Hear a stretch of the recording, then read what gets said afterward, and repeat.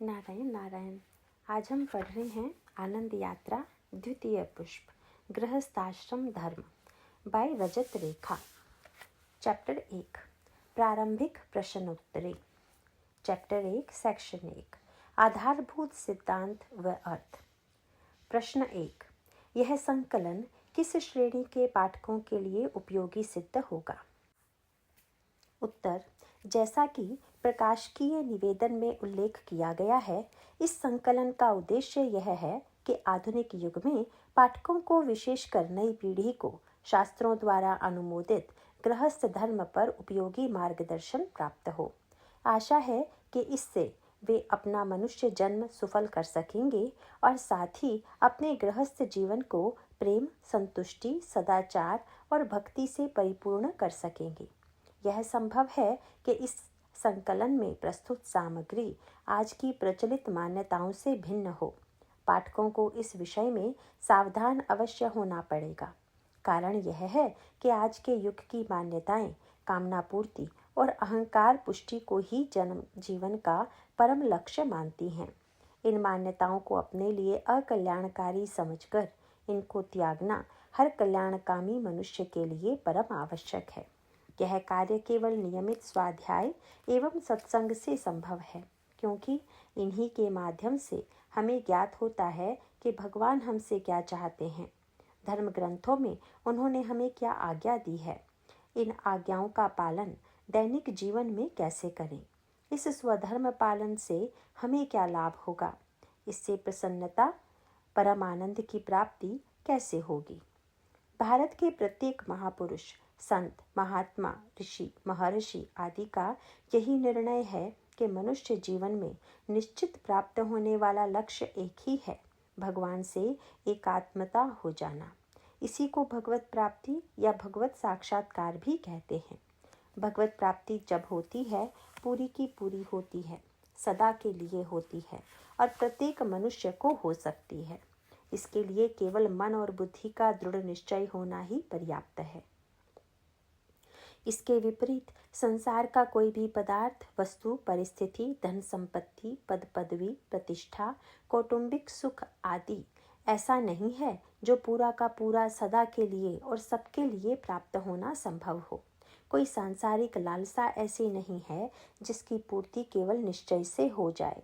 इसलिए भगवत प्राप्ति ही मनुष्य जीवन का सबसे सुगम, आनंददायक और आवश्यक कर्तव्य है।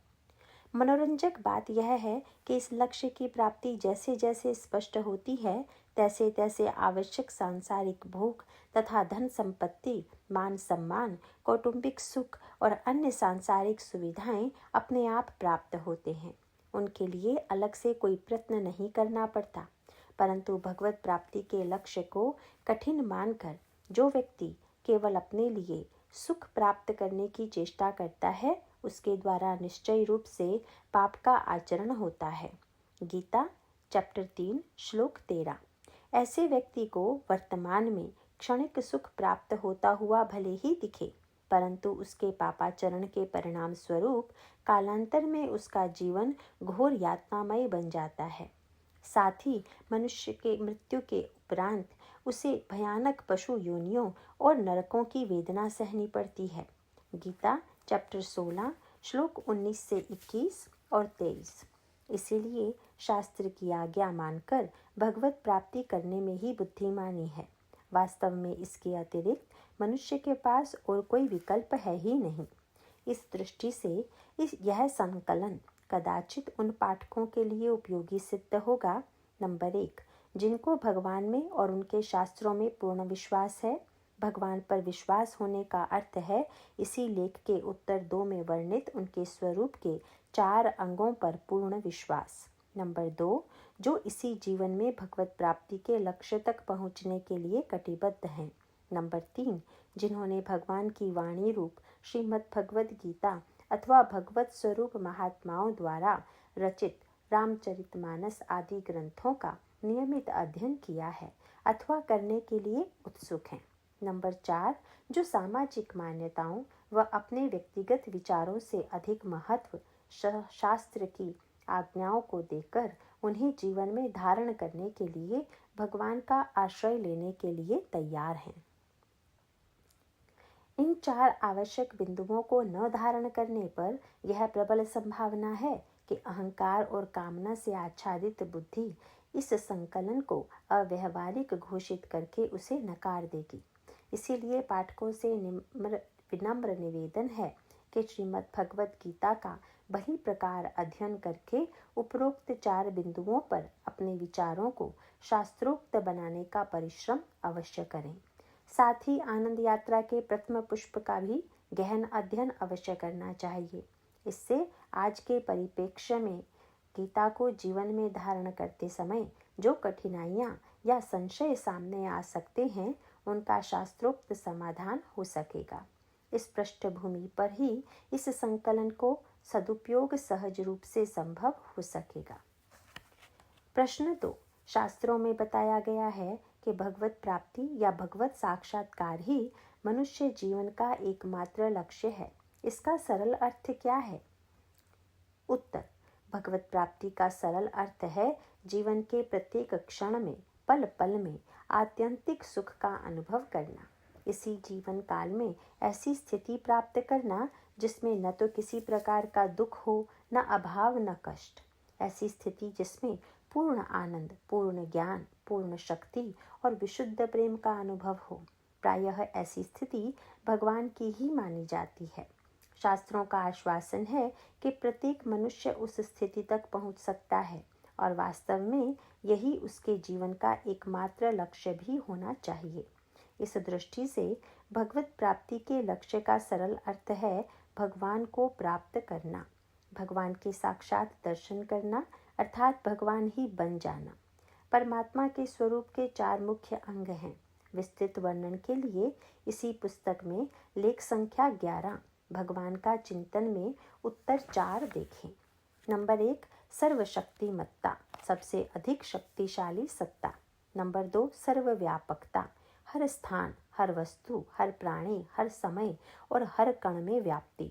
नंबर 3, सर्वज्ञता, सब विषयों, व्यक्ति, वस्तु, घटना, परिस्थिति का तीनों कालों में पूरा ज्ञान। नंबर 4, सर्वसुहृदता, हर प्राणी के परम प्रेममय हितैषी, उनसे बदले में कुछ भी न चाहते हुए उनके हित में हर समय तत्पर। परमात्मा ने प्रत्येक जीव को अपना ही अंश बतलाया है। गीता चैप्टर 15 श्लोक 7। इस आधार पर हर जीव में परमात्मा के स्वरूप के ये 4 अंग विद्यमान हैं। यह तो स्पष्ट ही है कि यदि जीव को इन चारों का पूर्ण अनुभव हो जाए तो वह भी परमात्मा की तरह अविनाशी, पूर्ण चेतन और आनंद रूप बन जाएगा। तब हर क्षण वह उस आत्यंतिक सुख का अनुभव कर आनंद की उस स्थिति में निमज्जन करेगा जहाँ दुख सुख के उतार चढ़ाव नहीं है। उस स्थिति में अभाव का कोई स्थान नहीं है तथा संयोग वियोग जनित सुख दुख का भी अस्तित्व नहीं है। गीता चैप्टर 6 श्लोक 23। ऐसी स्थिति में उसे एक पूर्णता का बोध होता है जो उसका वास्तविक स्वरूप ही है। जीवात्मा का अपने इस वास्तविक स्वरूप में स्थित होना ही भगवत प्राप्ति है। इस स्थिति तक पहुँचने के लिए धर्म ग्रंथों की शिक्षा का नियमित अध्ययन, जीवन में योग साधन के उपयुक्त मार्ग का अभ्यास तथा हृदय में भक्ति का विकास करना आवश्यक है। यह सभी प्रक्रियाएं मनुष्य जन्म में ही संभव हैं। कारण यह है कि मनुष्य योनि में ही बुद्धि प्रदान की गई है। इसका उपयोग करके शास्त्रों और महात्माओं की शिक्षा को समझा जा सकता है। साथ ही कर्म करते समय धर्म अधर्म, कर्तव्य अकर्तव्य, उचित अनुचित का निर्णय भी लिया जा सकता है। बुद्धि से ही परमात्मा के गुण रूप लीला धाम का चिंतन संभव है और जिस तत्व का निरंतर चिंतन होता है वह प्राप्त भी हो जाता है। इसी कारण शास्त्रों में कहा गया है कि बुद्धि से युक्त मनुष्य जीवन का एकमात्र लक्ष्य भगवत प्राप्ति है। जीवन के अन्य सभी व्यक्तिगत, व्यावसायिक तथा सामाजिक कर्तव्यों का पालन इस एक प्रमुख लक्ष्य तक पहुंचने के लिए ही करना चाहिए। प्रश्न 3। वर्तमान युग में धर्म तथा अध्यात्म का एक अत्यंत ही विकृत रूप दिखाई देता है। धर्म के नाम पर पूजा पाठ की बाहरी क्रिया, स्वार्थ, राजनीति और हिंसा प्रचलित हैं। योग साधना से प्राणायाम और ध्यान की क्रिया मात्र का तात्पर्य लिया जाता है, जिससे शरीर स्वस्थ रहे और मन कुछ देर शांत रहे। भक्त का शब्द सुनते ही मन में ऐसे व्यक्ति की कल्पना की जाती है जो गैरिक वस्त्र और माला कंठी धारण किए भक्ति की ऊंची बातें तो करता है, पर न तो उन सद्गुणों को अपने आचरण में प्रकट करता है और न ही कर्तव्य पालन का परिश्रम करने में रुचि रखता है। इस प्रकार के आधारभूत तत्वों का वास्तविक अर्थ क्या समझना चाहिए? उत्तर: यह दुर्भाग्य है कि भारतवर्ष में धर्म का दुरुपयोग प्रायः अपने स्वार्थ को सिद्ध करने के लिए या फिर निष्क्रिय बनकर परिश्रम से बचने के लिए किया गया है। इसी के कारण जनमानस में शास्त्रों एवं संत महात्माओं के प्रति अश्रद्धा और अरुचि उत्पन्न हुई है। इस संदर्भ में निम्नांकित अर्थों पर मनन करने से कुछ आधारभूत तत्वों का वास्तविक अर्थ जाना जा सकता है। नंबर 1, धर्म। पुराणों में धर्म का सार इस प्रकार बताया गया है: श्रूयताम धर्म सर्वस्वम श्रुत्वा चाप्यवधार्यताम आत्मन प्रतिकूलानि परेशान न समाचरेत। अर्थात धर्म का सार सुनो और सुनकर उसे धारण भी करो। जो आचरण अपने प्रतिकूल हो वह किसी के प्रति ना करो। श्री विष्णु धर्मोत्तर पुराण, स्कंद 3, अध्याय 253, श्लोक 44। वास्तव में धर्म तो उसे कहा जाता है जिसे धारण करने पर मनुष्य स्वयं परमात्मा स्वरूप ही बन जाता है। स्वामी विवेकानंद ने बाहरी क्रियाओं को गौण घोषित करते हुए स्पष्ट कहा है: Each soul is potentially divine. The goal is to manifest this divinity within by controlling nature, external and internal. This is the whole of religion. Doctrines or dogmas or rituals or books or temples or forms are but secondary details. अर्थात प्रत्येक जीवात्मा स्वाभाविक रूप से दिव्य ही है। इस स्वाभाविक दिव्यता को प्रकट करना और उसके लिए बाहरी तथा आंतरिक प्रकृति पर पूर्ण नियंत्रण, यही लक्ष्य है, यही धर्म का सार है। विधि विधान, पूजा पद्धति, विभिन्न ग्रंथ, मंदिर, मूर्ति या चित्र, ये सब इस लक्ष्य प्राप्ति के लिए सहायक सामग्री मात्र हैं। दैनिक जीवन पर धर्म के प्रभाव का वर्णन करते हुए परम पूज्य बाबूजी कहते हैं: धर्म वस्तुतः वही है जो मनुष्य की जीवन धारा का मुख भोग जगत से मोड़कर भगवान की ओर कर दे एवं जिससे जीवन प्रवाह सतत, अविराम, अविच्छिन्न गति से निरंतर समुद्र की ओर बहने वाली गंगा जी की धारा के सदृश भगवान की ओर ही बहता रहे। कल्याण, जून 2011, पृष्ठ संख्या 725। मनुस्मृति में धर्म के 10 लक्षण इस प्रकार वर्णित हैं: धृति, क्षमा, दमोस्तेयम, शौचम, इंद्रिय निग्रहः, श्रीर्विद्या, सत्यम, अक्रोधः, दशकम धर्म लक्षणम। अर्थात धैर्य, क्षमा, चित्त का दमन, चोरी का अभाव, शुद्धता, इंद्रियों का विषयों से उपरत होना, बुद्धि, विद्या, सत्य और अक्रोध, ये धर्म के 10 लक्षण हैं। अतः धर्म के आचरण का अर्थ है अपने में तथा अपने परिवार के सदस्यों में धर्म के इन लक्षणों का हर पल अभिव्यक्त होना।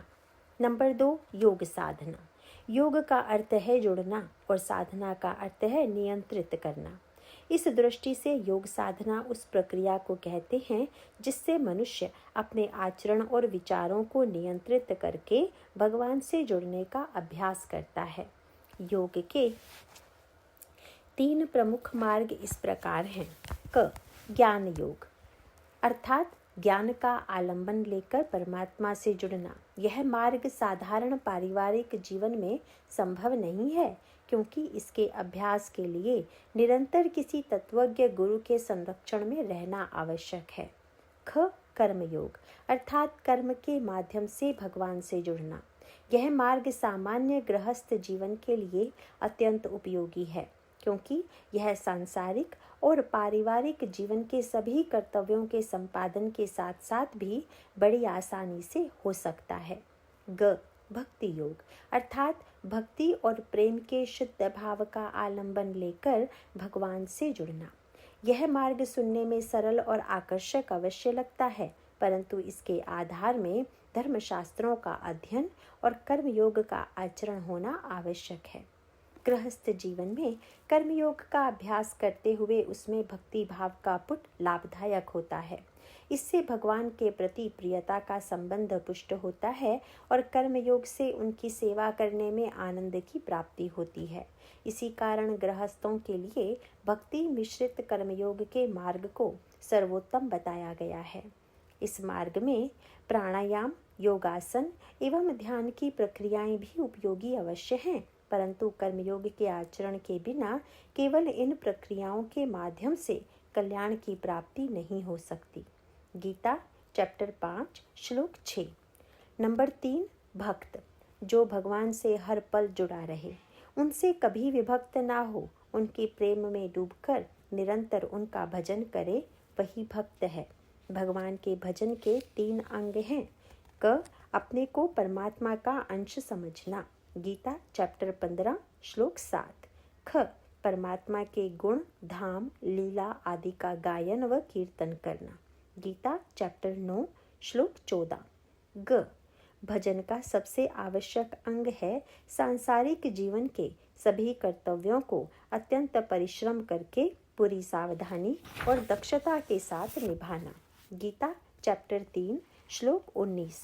इस प्रकार समाज के सामने भक्ति मिश्रित कर्मयोग का उत्कृष्ट आदर्श प्रस्तुत करना भजन का महत्वपूर्ण अंग है।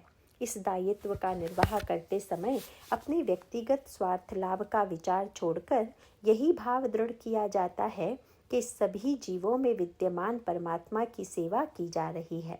इस प्रकार के अभ्यास से सहज मार्ग से परमात्मा को प्राप्त किया जा सकता है। नंबर 4, यज्ञ।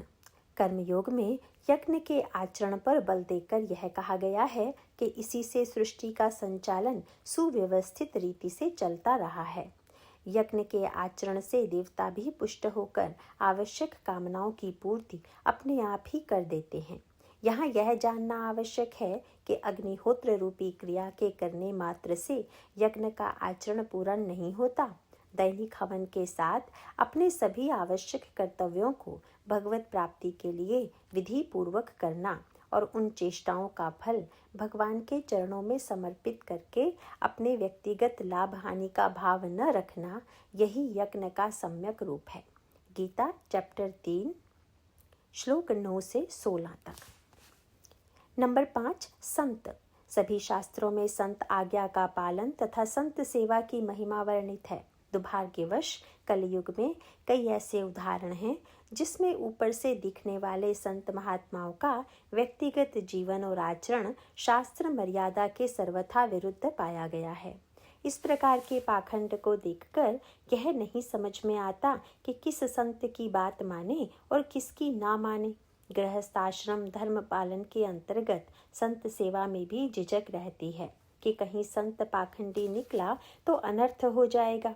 कलयुग की इस वास्तविकता को ध्यान में रखते हुए निम्नांकित कसौटियों पर संत की पहचान करने में ही सुरक्षा होगी।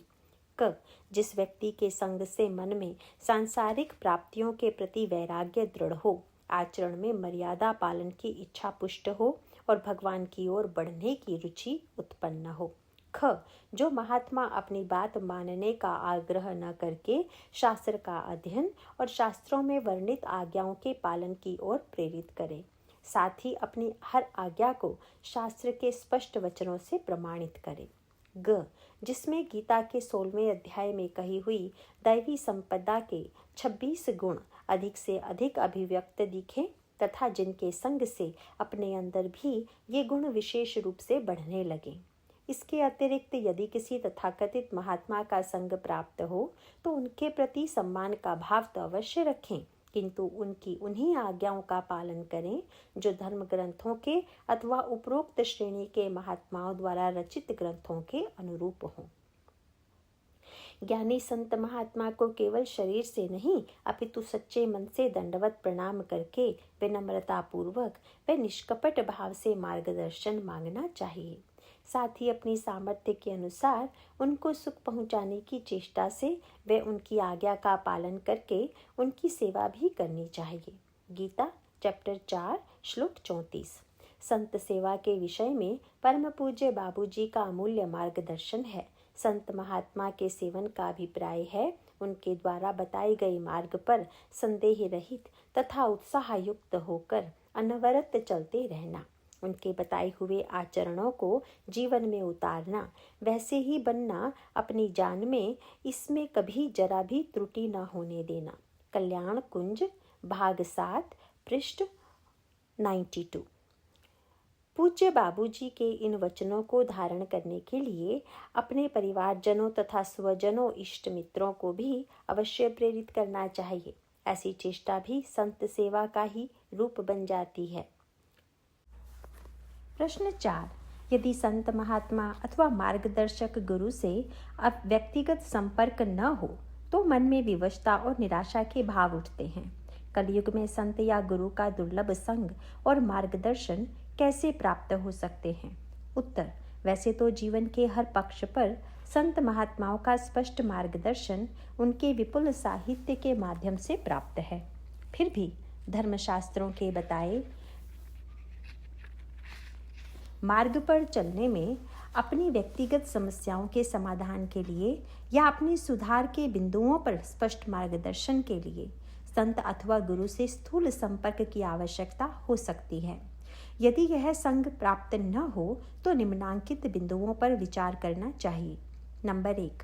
भगवान सबके परम सुहृद हैं, अतः ऐसा हो ही नहीं सकता कि वे अपने ही अंश अर्थात जीवात्मा को भवसागर से पार करने में सहायता प्रदान न करें। वे सर्वशक्तिमान भी हैं। इसीलिए संत या गुरु से हर व्यक्ति का संपर्क प्रत्येक देश काल में करवाना उनके लिए पलक झपकने जैसा आसान काम है। नंबर 2। संत या गुरु के रूप में स्वयं भगवान ही प्रकट होकर युग युग में धर्म की स्थापना करते हैं। गीता चैप्टर 4 श्लोक 8।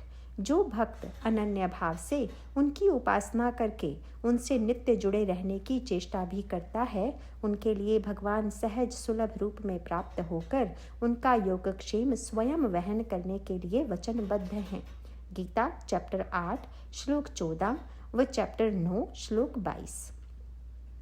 योगक्षेम के वास्तविक अर्थ पर प्रकाश डालते हुए परम पूज्य राधा बाबा कहते हैं, भगवान की दृष्टि में हमारे योगक्षेम का अर्थ है कि कौन सी ऐसी परिस्थितियां घटित हों जिससे हमारा संसार के भोगों से वैराग्य हो और परमात्मा से योग हो।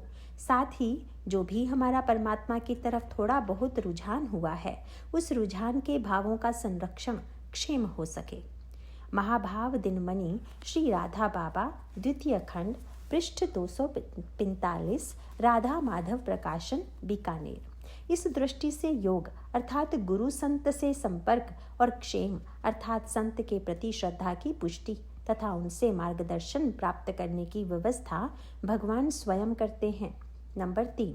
वास्तव में कलयुग में गुरु या संतों की संख्या में कमी नहीं है, कमी है मन में शिष्यत्व के भाव की।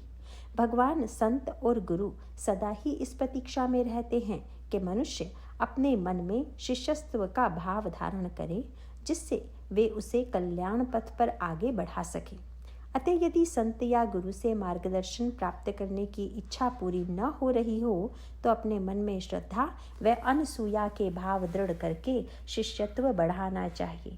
इसके लिए गीता चैप्टर 3 श्लोक 31 का अध्ययन लाभदायक होगा। नंबर 4। उपरोक्त बिंदुओं का शक्तिशाली समर्थन करते हुए संत प्रवर श्री तुलसीदास जी महाराज कहते हैं, बटु विश्वास अचल निज धर्मा, तीर्थ राज समाज सुकर्मा, सब ही सुलभ सब दिन सब देसा, सेवत सादर समन कलेसा। अर्थात उस संत समाज रूपी प्रयाग में अपने धर्म में जो अटल विश्वास है वह अक्षय वट है और शुभ कर्म ही उस तीर्थराज का समाज परिकर है। वह संत समाज रूपी प्रयागराज सब देशों में सब समय सभी को सहज ही में प्राप्त हो सकता है और आदरपूर्वक सेवन करने से क्लेशों को नष्ट करने वाला है।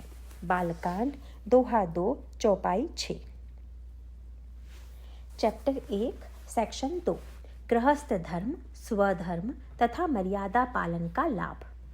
प्रश्न 5, इस संकलन का अध्ययन आरंभ करने से पूर्व गृहस्थ जीवन के विषय में किन बिंदुओं पर विचार करना चाहिए? उत्तर, इस संबंध में निम्नांकित सिद्धांतों पर भली प्रकार मनन करना लाभदायक होगा। विवाह। समाज में प्रायः यही माना जाता है कि विवाह तो सामाजिक स्वीकृति से नर नारी का संयोग मात्र है। सोचने की बात यह है कि नर नारी का संयोग तो पशु योनि में भी होता है। यदि मनुष्य भी इसी प्रकार के संयोग मात्र को विवाह समझे तो उसमें और बुद्धिहीन पशु में अंतर ही क्या रहा। वास्तव में विवाह संस्कार की व्यवस्था गृहस्थ आश्रम में प्रवेश करने के लिए की गई है। संस्कार उसे कहते हैं जो मनुष्य के जीवन को शुद्ध करे। इस दृष्टि से विवाह का प्रयोजन है दंपत्ति के अंतःकरण को शुद्ध करना। ऐसे में गृहस्थ आश्रम एक सुदृढ़ किले का रूप धारण करता है जो काम, क्रोध, लोभ, मोह, मद एवं मत्सर रूपी षट रिपु से अंतःकरण को सुरक्षित रखता है। भागवत स्कंद 3 अध्याय 14 श्लोक 19। वैवाहिक जीवन का आलंबन लेकर भक्ति मिश्रित कर्मयोग का अभ्यास करना अत्यंत सुगम है। इस दृष्टि से विवाह एक अत्यंत महत्वपूर्ण यज्ञ है जिसमें अपने सभी दायित्वों का निर्वाह निष्काम भाव से दक्षतापूर्वक तथा भगवत प्राप्ति के लिए किया जाता है। गृहस्थ आश्रम। भारतीय संस्कृति में 4 आश्रमों की व्यवस्था की गई है: ब्रह्मचर्य आश्रम, गृहस्थ आश्रम, वानप्रस्थ आश्रम व संन्यास आश्रम। अपनी आयु और परिस्थिति के अनुसार मनुष्य इन आश्रमों के निर्धारित कर्तव्यों का निर्वाह करके सुगमता से भगवत प्राप्ति के लक्ष्य तक पहुंच सकता है। इन 4 आश्रमों में गृहस्थ आश्रम को सबसे श्रेष्ठ और महत्वपूर्ण माना गया है, क्योंकि इसी पर अन्य 3 आश्रम निर्भर हैं। यथा मातरमाश्रित्य सर्वे जीवन्ति जन्तवः तथा गृहाश्रम प्राप्य सर्वे जीवन्ति चाश्रमः। अर्थात जैसे सभी जीव माता का सहारा लेकर जीवन धारण करते हैं, उसी प्रकार सभी आश्रम गृहस्थ आश्रम का आश्रय लेकर ही जीवन यापन करते हैं। महाभारत अनु अध्याय 141। यहाँ यह याद रखना आवश्यक है कि विवाह करके परिवार सहित गृहस्थी बसा लेने मात्र से गृहस्थ आश्रम का निर्माण पूर्ण रूप से सिद्ध नहीं होता। वास्तव में आश्रम उसे कहते हैं जो सभी सदस्यों को श्रम अर्थात तप का अमूल्य अवसर प्रदान करे। तप के अंतर्गत स्वधर्म पालन के लिए शारीरिक व मानसिक कष्ट को हर्षपूर्वक सहा जाता है।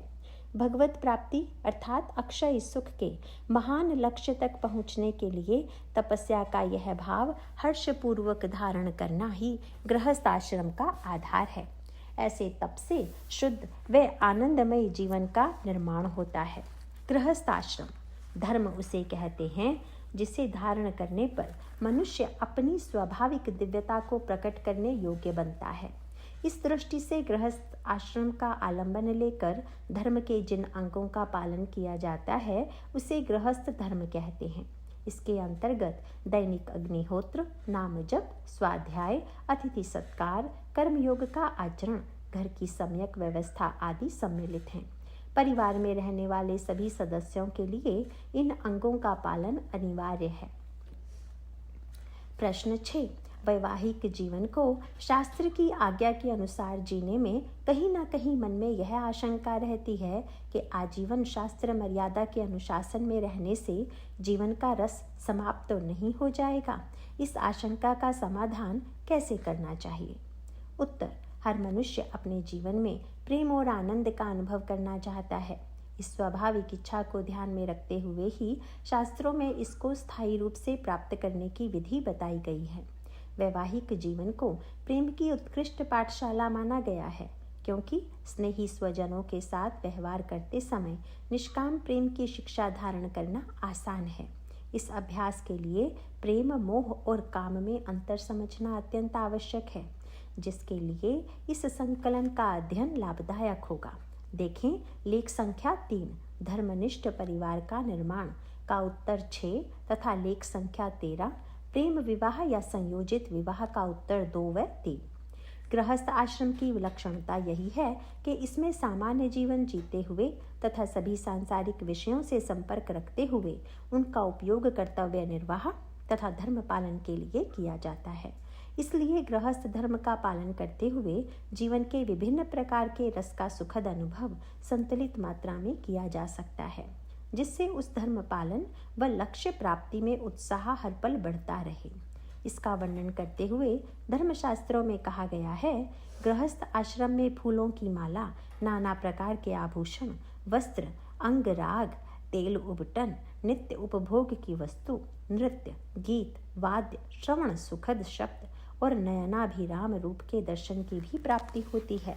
भक्ष्य, भोज्य, लेय, पेय और चोष्य रूप नाना प्रकार के भोजन संबंधी पदार्थ खाने पीने को भी मिलते हैं। अपने उद्यान में घूमने फिरने का आनंद प्राप्त होता है और कामसुख की भी उपलब्धि होती है। महाभारत शांति पर्व मोक्ष धर्म पर्व अध्याय 191 श्लोक 16। यहाँ यह सावधानी अवश्य बरतनी चाहिए कि गृहस्थ आश्रम में इन सभी विषयों को अपने सुख के लिए भोग करने की अनुमति नहीं दी गई है। ये तो केवल कर्तव्य पालन एवं लक्ष्य प्राप्ति में उत्साह, सुविधा और रस प्रदान करने के लिए है। यह वैसे ही है जैसे किसी विश्वविद्यालय में पढ़ाई करने के लिए यदि विद्यार्थी प्रवेश करे तो उसकी सुख सुविधा के लिए रहने की व्यवस्था, खाने पीने की सामग्री तथा खेल कूद मनोरंजन का प्रबंध विद्यालय द्वारा ही किया जाता है। इसका यह अर्थ नहीं है कि विद्यार्थी पढ़ाई की ओर ध्यान न देकर दिन भर केवल खाता पीता और सोता रहे या फिर खेलकूद और मनोरंजन में ही अपना समय गंवाए। इसी प्रकार ब्रह्मचर्य आश्रम में शास्त्र अध्ययन दृढ़ करके तथा जीवन में नियम पालन का अनुशासन धारण करके ही गृहस्थ आश्रम में प्रवेश करने का विधान है, जिससे पति पत्नी मिलकर धर्म का आचरण करें और भगवत प्राप्ति के पथ पर आगे बढ़ें।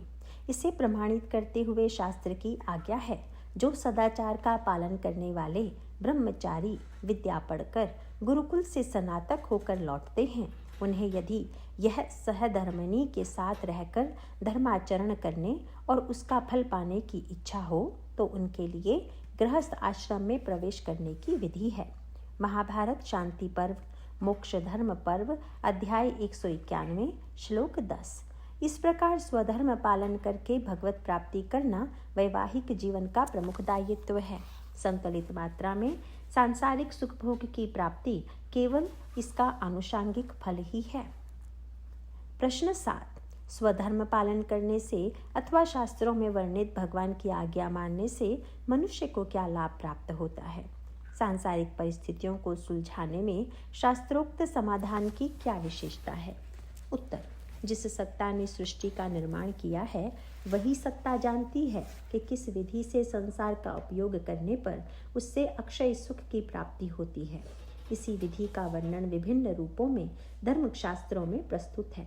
जो मनुष्य इन शास्त्रों की आज्ञाओं को न मानकर अपनी बुद्धि से मनमाना आचरण करे, केवल इच्छा पूर्ति के लिए संसार का अनुचित लाभ उठाना चाहे, उसके लिए संसार दुखालयम अशाश्वतम का रूप धारण कर लेता है।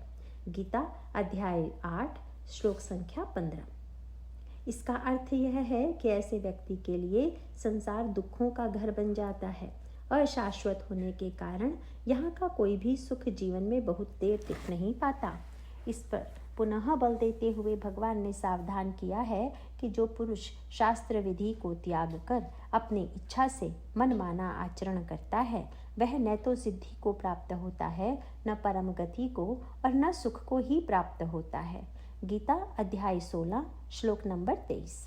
इसके विपरीत यदि शास्त्र की आज्ञा को सर्वोपरि मानकर पूर्ण श्रद्धा व प्रेम से उसका पालन किया जाए और मन में भगवत प्राप्ति का लक्ष्य स्पष्ट हो, तो फिर वही संसार मनुष्य के जीवन को मनोरंजक खेल बनाकर उसे रस और आनंद की प्राप्ति करा देता है।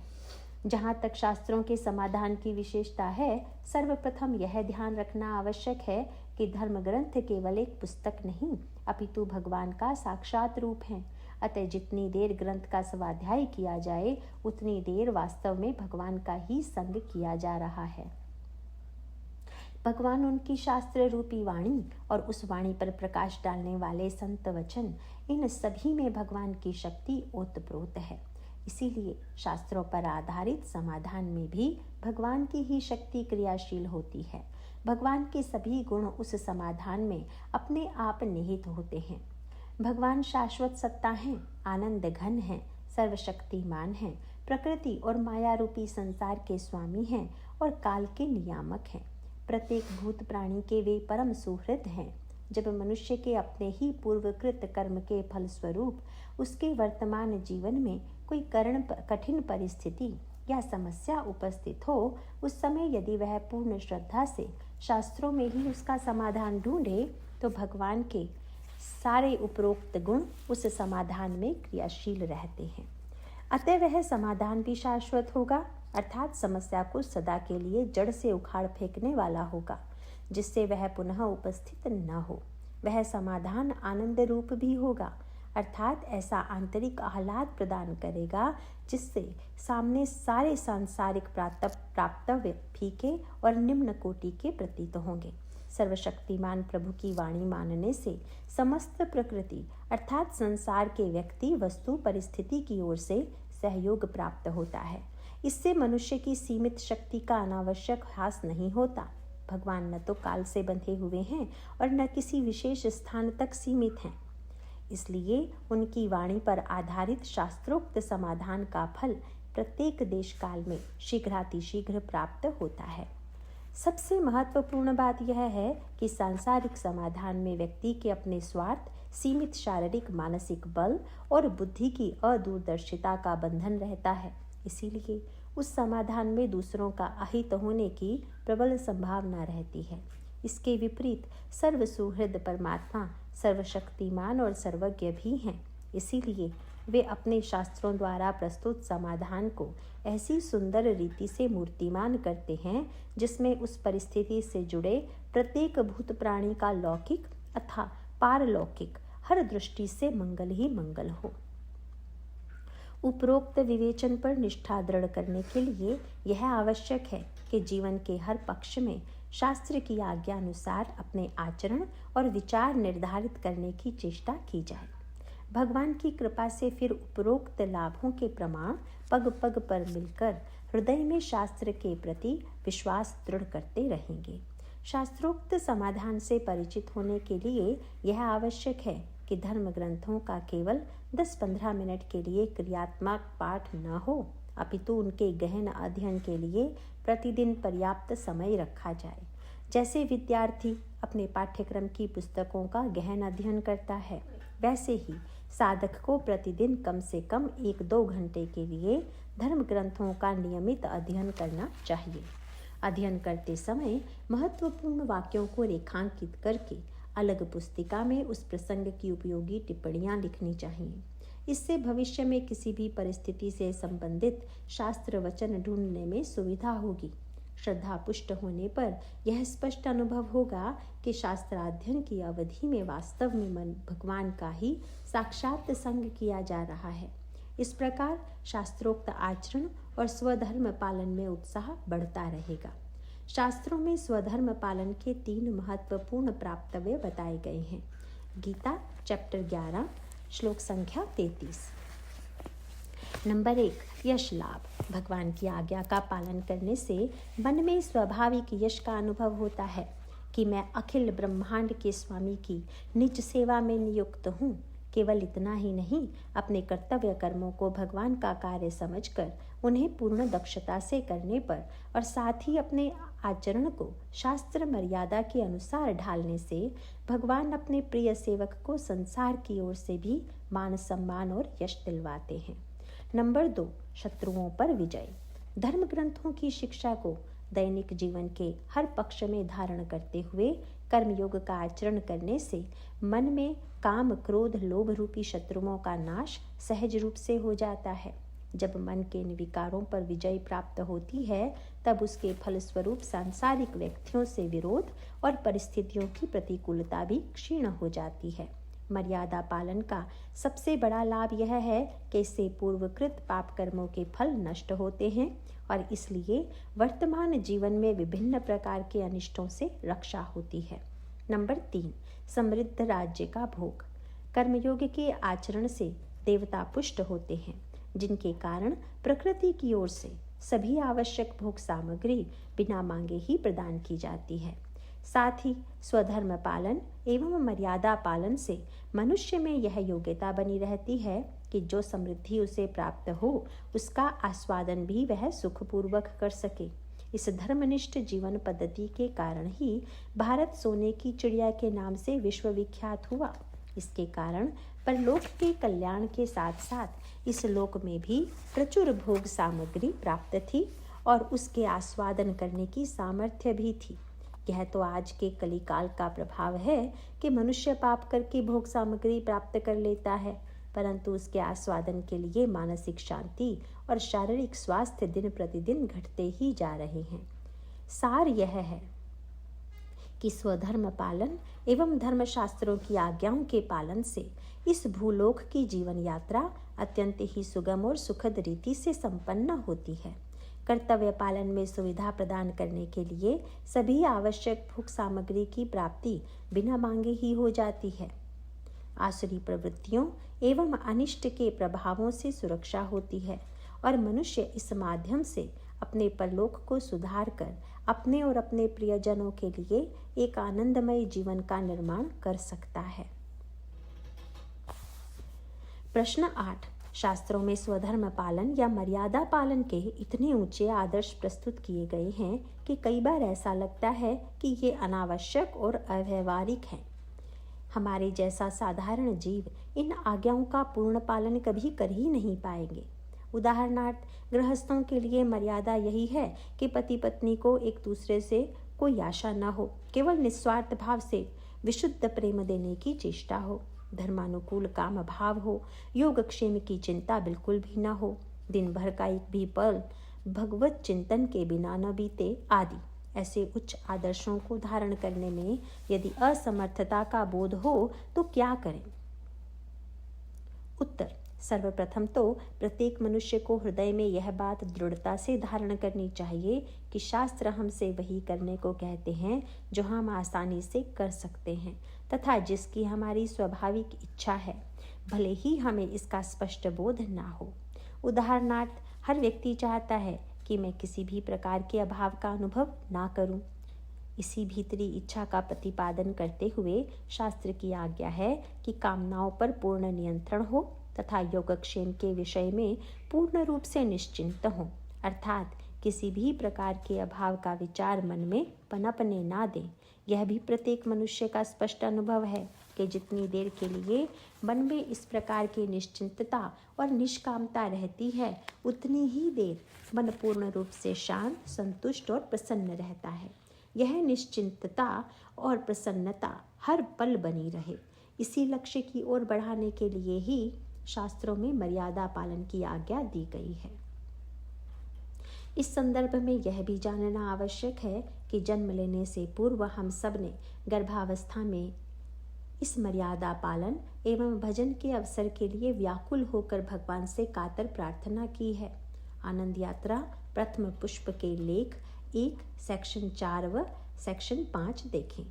जन्म मृत्यु के चक्र में बारंबार आवागमन इतना कष्टकर होता है कि उस बंधन से छूटने के लिए गर्भ में ही प्रत्येक जीव इस बात का दृढ़ निश्चय कर लेता है कि यदि मनुष्य योनि में जन्म लेने का एक अवसर मिल जाए तो उस जीवन का लक्ष्य भगवत प्राप्ति ही रहेगा और इसके लिए पूर्ण तत्परता और श्रद्धा के साथ योग का साधन और शास्त्र की आज्ञा का पालन जीवन भर किया जाएगा। जन्म लेने के पश्चात कालांतर में समाज के शास्त्र विरुद्ध मान्यताओं से प्रभावित होकर मनुष्य का यह निश्चय शिथिल पड़ जाता है। अतः यदि भगवान अथवा शास्त्र वचनों पर विश्वास करके उनकी आज्ञाओं का पालन करना कठिन लगे या भगवत प्राप्ति के लक्ष्य के प्रति दृढ़ता न प्रतीत हो तो सावधान होना चाहिए। ऐसी शिथिलता के मूल में प्रायः कोई ना कोई आशंका छिपी रहती है। उदाहरणार्थ, इस पथ पर चलने के लिए कहीं सांसारिक सुख आराम से वंचित न रहना पड़े। अनुशासित जीवन का कष्ट न सहना पड़े, परिवार या समाज से प्रतिकूलता का सामना न करना पड़े आदि। परम पूज्य स्वामी रामसुख दास जी महाराज ने ऐसी मानसिकता के प्रति सावधान करते हुए कहा है, जो सुगमता से परमात्मा प्राप्ति चाहता है उसे परमात्मा कठिनाई से मिलते हैं। कारण कि सुगमता के बहाने वह शरीर का आराम चाहता है, परंतु जो कठिनाई के लिए तैयार रहता है उसे परमात्मा सुगमता से मिलते हैं। संसार का सुख लेना चाहते हैं, यही परमात्मा प्राप्ति में बाधा है। कल्याण, जुलाई 2011, पृष्ठ संख्या 759। सांसारिक आसक्ति को महत्व देने पर पूर्व के असंख्य पशु योनियों में अर्जित भोग बुद्धि के संस्कारों को पुनः बल मिलता है। दुर्भाग्यवश से यही कुप्रवृत्तियां हैं जिनका दुखद फल भुगत कर उनसे मुक्त होने के लिए ही जीवात्मा ने रो रो कर मनुष्य जन्म की कातर प्रार्थना की थी। उसी के मन में अब वर्तमान की असावधानी के कारण विभिन्न प्रकार के संशय उठते हैं कि बाकी लोग तो चैन से खा पी कर मौज कर रहे हैं, जीवन का आनंद उठा रहे हैं, और फिर मैं भी वैसा क्यों ना करूं। इसी मोह में आकर मनुष्य अपनी बुद्धि का दुरुपयोग करके अमूल्य मनुष्य जीवन को पशुतुल्य सुख भोग की प्राप्ति में लगा देता है। समझ बूझकर बुद्धि का दुरुपयोग करने से वह अपने लिए ऐसे भविष्य का पुनः निर्माण कर लेता है जिसमें उसे बुद्धि प्राप्त ही ना हो। इस प्रकार क्षणिक सुख के मोह और मनमाने आचरण की रुचि से मनुष्य अपने लिए बुद्धि से रहित पशुवादी योनियों में ही जन्म लेने की व्यवस्था कर लेता है। इसके विपरीत जिस कल्याणकामी व्यक्ति में यह पूर्ण विश्वास है कि शास्त्र की आज्ञा पालन में ही परम आनंद की प्राप्ति संभव है, परंतु जिसे अपने में उस आज्ञा पालन की सामर्थ्य में कमी दिखती है, उसके लिए निम्नांकित सुझाव हैं। क, सबसे पहले नियमित स्वाध्याय और सत्संग से मन में बसी सामाजिक मान्यताओं को हानिकर जानकर उनको मूल से उखाड़ फेंकें। साथ ही कुसंग से सर्वथा बचे रहें, अन्यथा धर्माचरण की आवश्यकता और व्यवहारिकता के विषय में नए नए संशय मन को विचलित करते रहेंगे। परम पूज्य राधा बाबा ने सावधान किया है कि कलयुग में संसार से धर्माचरण के समर्थन की आशा नहीं करनी चाहिए। यह संसार का वातावरण, परिस्थितियां हमको प्रोत्साहित करेंगी, ऐसी सर्वथा आशा नहीं रखें। कलयुग का निरंतर बढ़ता प्रभाव साधना करने वालों के सामने विपरीतताओं का अंबार लगा देगा, अतएव अकेले ही बढ़ना होगा। इसीलिए सावधान रहें, सबकी सुने, विनयपूर्वक सब कुछ करें, परंतु नामाश्रय किसी भी अवस्था में नहीं छूटे, यह सतत ध्यान रहे। महाभाव दिनमणि श्री राधा बाबा, खंड 2, पृष्ठ संख्या 218। पूज्य बाबा के वचनों में यह आश्वासन निहित है कि यदि भगवान के नाम का आश्रय लिया जाए तब भगवान की असीम शक्ति उस साधक की कल्याण प्राप्ति का पथ सुखद और सहज बना देती है। इसीलिए साधक को यह विश्वास करना चाहिए कि चाहे पूरा समाज ही विपरीत क्यों ना हो, पर धर्म ग्रंथों की आज्ञा पालन करने की इच्छा मात्र से भगवत कृपा उसे सुरक्षित रखेगी। ऐसा व्यक्ति सदा आश्वस्त और निर्भय रहता है। A man who has faith in God should believe that he is always in a majority of one against the entire society. जिस व्यक्ति में भगवत विश्वास दृढ़ है उसे यही मानना चाहिए कि वह सदा बहुमत में है, भले ही संपूर्ण समाज उसके विपरीत हो। ऐसे व्यक्ति के लिए भगवान स्वयं यह व्यवस्था करते हैं कि उसका संपर्क अन्य भक्तों से बढ़े, जिससे उसे धर्मनिष्ठ आचरण की ओर प्रेरणा मिलती रहे। इसीलिए शास्त्र की आज्ञा मानने में असमर्थता का बोध होने पर सबसे पहले शास्त्र के सिद्धांतों का भली प्रकार अध्ययन करके तथा समय समय पर अपने संशयों का समाधान सत्संग में कराकर मन में आश्वस्त हो जाएं कि धर्म पालन से ही जीवन आनंदमय बन सकता है। इस विज्ञान को समझने पर जब शास्त्र की आज्ञा पालन में ही अपना लाभ दिखेगा, तभी वह धर्माचरण सहज रूप से जीवन में प्रकट होगा। ख, अपनी शक्ति के बल पर शास्त्र की आज्ञा को धारण करने की चेष्टा न करें।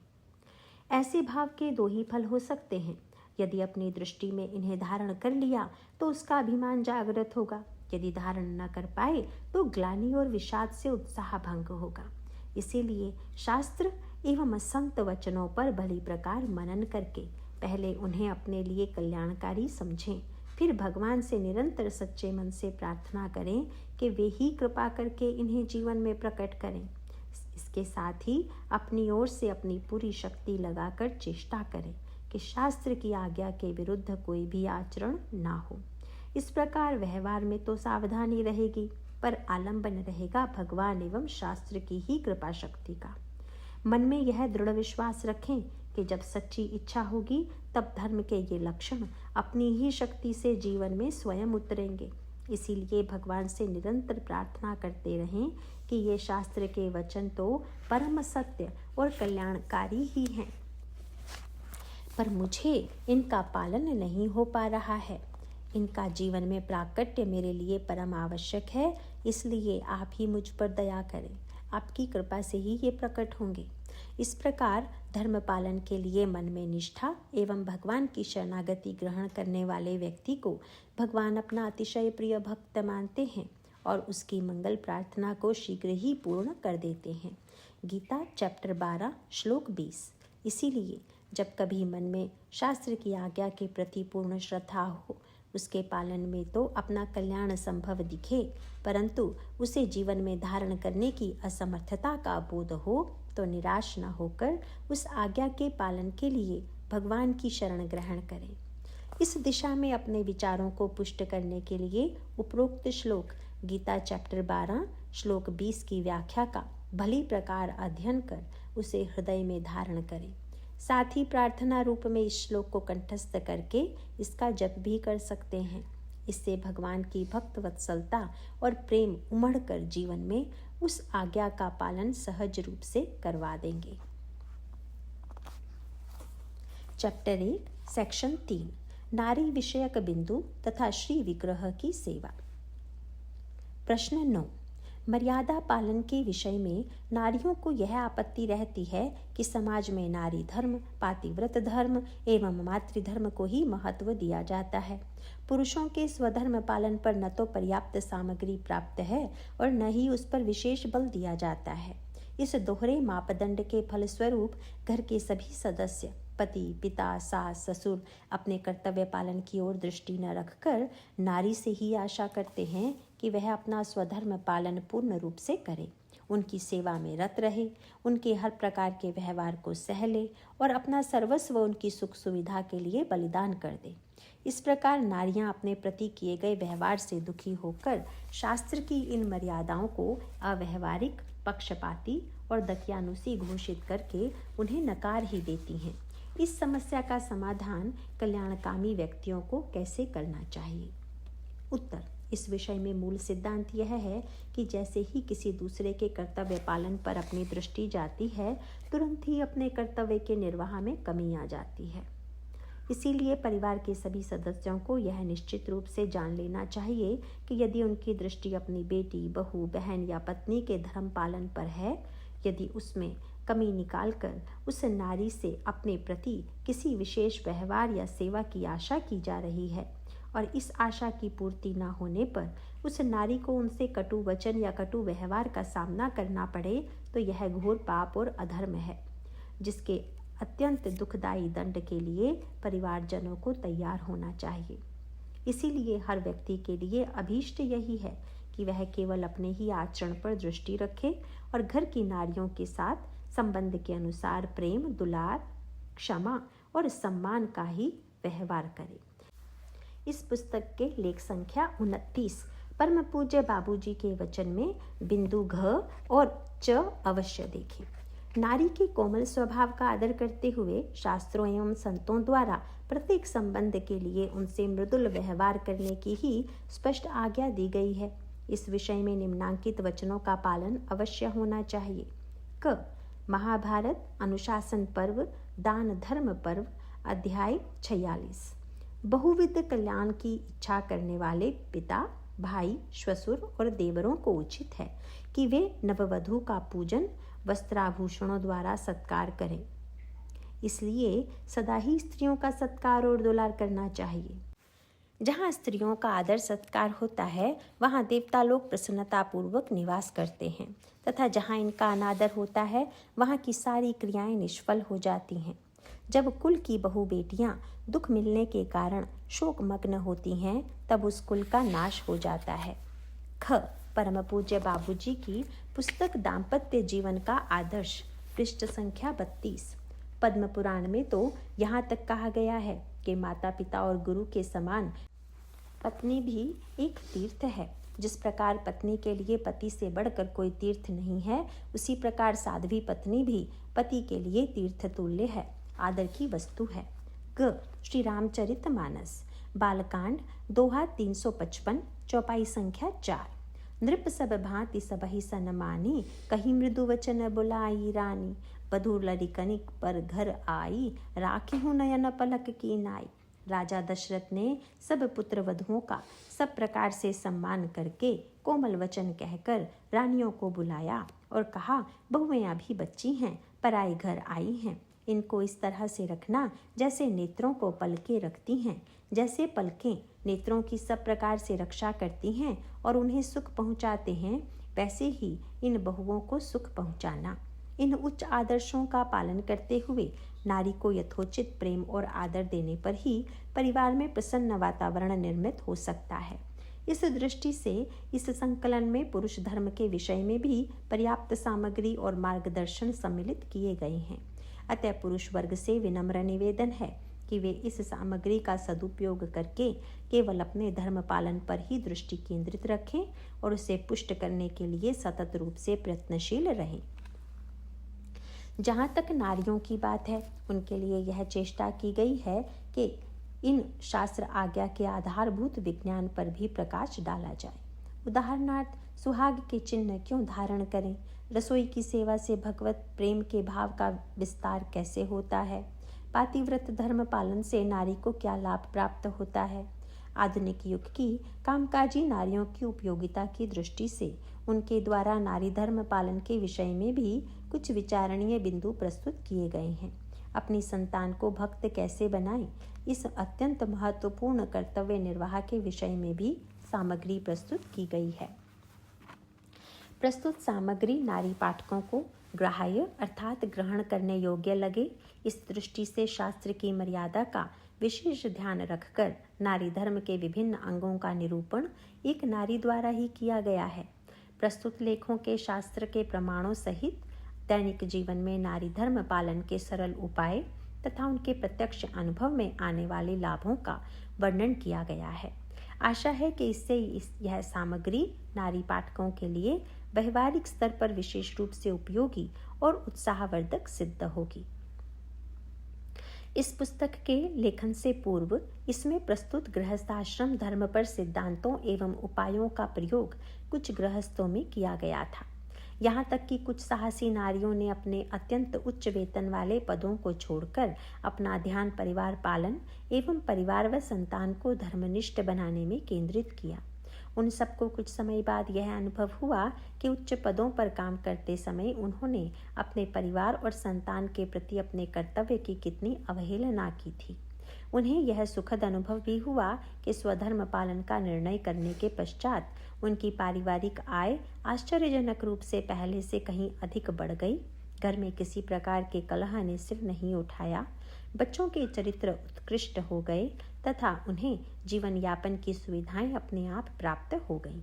समय आने पर पुत्रों एवं पुत्रियों के विवाह संबंध भी सुगमता से हो गए और इस प्रकार उनके व उनकी संतान के जीवन में भगवत कृपा का आलोक पूर्ण रूप से छा गया।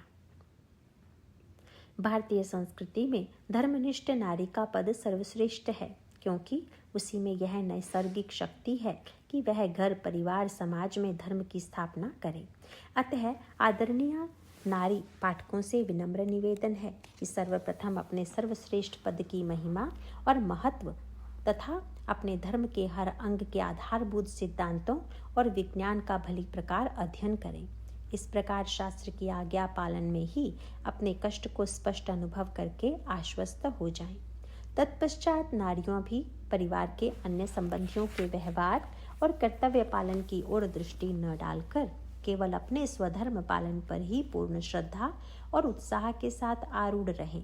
मन में यह विश्वास दृढ़ता से धारण करें कि चूंकि वे शास्त्रोक्त विधि से भगवान के अत्यंत प्रिय कार्य कर रही हैं, अर्थात घर परिवार में धर्म की स्थापना और भक्ति का प्रचार, इसीलिए भगवान स्वयं ही उनकी हर प्रकार से रक्षा और संभाल अवश्य करेंगे। गीता चैप्टर 9 श्लोक 22 तथा चैप्टर 4 श्लोक 7 और 8। प्रश्न 10। गृहस्थ धर्म के अंतर्गत शास्त्रों में भगवान के श्री विग्रह की सेवा का भी वर्णन आता है। इसको श्री युगल सरकार अथवा श्री प्रिया प्रियतम की सेवा भी कहा जाता है। जब भगवान सर्वत्र हैं, संसार के प्रत्येक कण में वे ही हैं, तो फिर इस प्रकार प्रतीक रूप में मूर्ति की उपासना करने का क्या महत्व है? उत्तर: यह तो परम सत्य है कि भगवान की सत्ता सर्वत्र सर्वव्यापक है।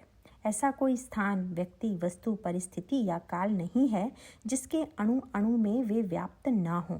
यह होते हुए भी जीव उन्हीं अनुभवों को महत्व देता है जो उसकी इंद्रियों द्वारा प्राप्त होती हैं। मनुष्य के प्राकृत नेत्र सर्वव्यापक भगवान को प्रत्यक्ष देख नहीं सकते और इसीलिए उनके मधुर दर्शन के लिए लालायित रहते हैं। इसी मांग की पूर्ति के लिए भगवान के साकार रूप की उपासना की जाती है कि जब तक भगवान सर्वत्र न दिखें तब तक एक सीमित आकार में उनके दर्शन करके उनकी उपासना सेवा की जा सके। भगवान के साकार रूप के साथ अपना व्यक्तिगत संबंध मानने में मनुष्य को आसानी होती है। इस प्रकार साकार उपासना करते करते जब उनके प्रति प्रेम का भाव प्रगाढ़ होता है, तब उनका दर्शन हर पल करने की व्याकुलता जागृत होती है। इसी प्रगाढ़ भाव से हर व्यक्ति, वस्तु, घटना, परिस्थिति में उनके स्पष्ट दर्शन करने की इच्छा प्रबल होती है। इस प्रक्रिया में अंतःकरण भी राग, द्वेष, अहंकार रूपी मल से मुक्त हो जाता है। भक्तिमती मीराबाई के अनुसार साकार उपासना मन की शुद्धि का ही साधन है। जन्म जन्मांतरों से मन पर जमे हुए मैले संस्कारों को धोने का प्रभावी उपाय है। उनके धुलते ही भगवान के प्रति प्रेम जागृत होता है और उनकी साकार छवि के दर्शन होते हैं। साधक के मन में यह प्रश्न उठ सकता है कि जिस भगवान को कभी देखा नहीं, व्यवहार में बरता नहीं, उससे प्रेम कैसे संभव है? मीराबाई आश्वस्त करती हैं कि मनुष्य के पास एक इंद्रिय ऐसी है जिसके द्वारा भगवान अंतर में साकार होते हैं। वह इंद्रिय है कान। बारंबार उनके रूप गुणों का वर्णन सुनने से विश्वास होता है और वे हृदय में प्रकाशित हो उठते हैं। उनका मानना था कि भगवान के प्रतीक की पूजा करने से, उन्हें भोग लगाने से, कीर्तन आरती सुनाने से भक्त अपने उत्साह को रूप दे सकता है। सौभाग्य कुमारी राणावत द्वारा लिखित तथा श्री मृत्युंजय सिंह सिसोदिया द्वारा प्रकाशित ग्रंथ मीरा चरित पृष्ठ 146 और 147। गृहस्थ धर्म में इस साकार उपासना के अंतर्गत प्रायः श्री प्रिया प्रियतम अर्थात भगवान श्री कृष्ण तथा उनकी आह्लादिनी शक्ति श्री राधिका रानी के श्री विग्रह की सेवा योग्य अधिकारों द्वारा की जाती है।